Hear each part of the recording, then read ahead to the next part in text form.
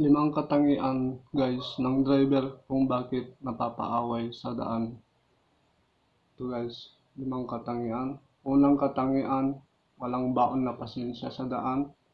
Pangalawang katangian, wala siyang time management.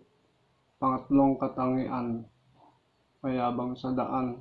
Pang-apat na katangian guys, hindi marunong magbigay sa daan. At huling katangian guys, ay mainitin ang ulo. So unahin natin guys ang walang baon na pasensya. Ang pasensya guys ay kung wala kang baon, talagang mapapaaway ka sa daan, lalo pag inovertikan ka at feeling mo ay yung motorcycle mo o di kaya sasakyan mo ay mahina, pilit mong hahabulin pero hindi mo siya nahabol, binulyawan mo. Yun, wala kang pasensya guys. Mag-uumpisa ang away nyo dyan.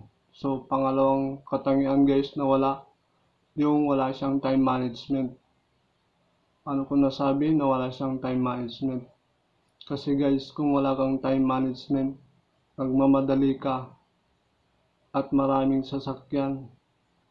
Ngayon, gusto mo na mag-overtake, hindi ka maka-overtake kasi marami din sasakyan na nakakasalubong mo. Ngayon, busina ka ng busina.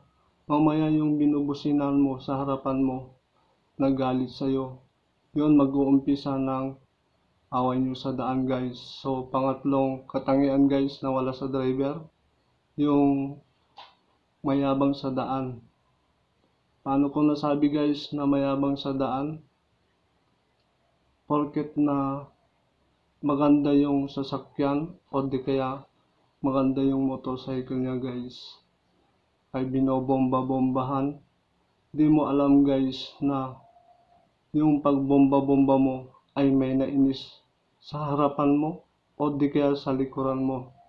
Yun, doon mag-uumpisa guys ng away sa daan.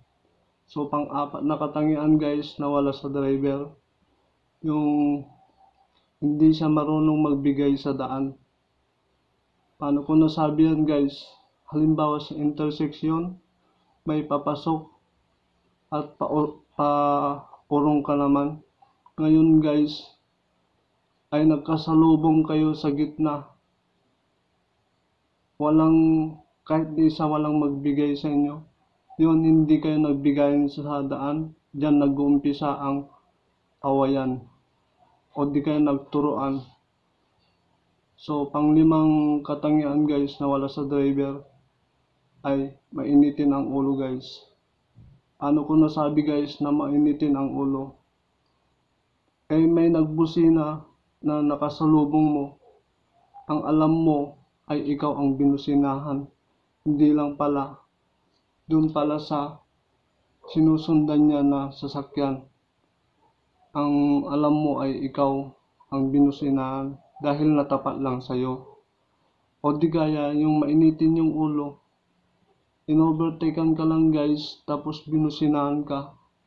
Feeling mo ay parang nalilitan ka sa sarili mo. Ngayon, bumisina ka naman, tapos nilabas mo pa yung kamay mo, tinuro mo siya. Doon po mag-uumpisa ang away guys.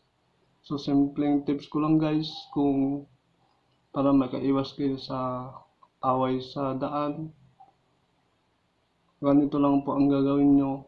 Sundin nyo lang po yung mga tips na sinabi ko sa inyo guys, at sigurado na hindi kayo mapapaaway sa daan.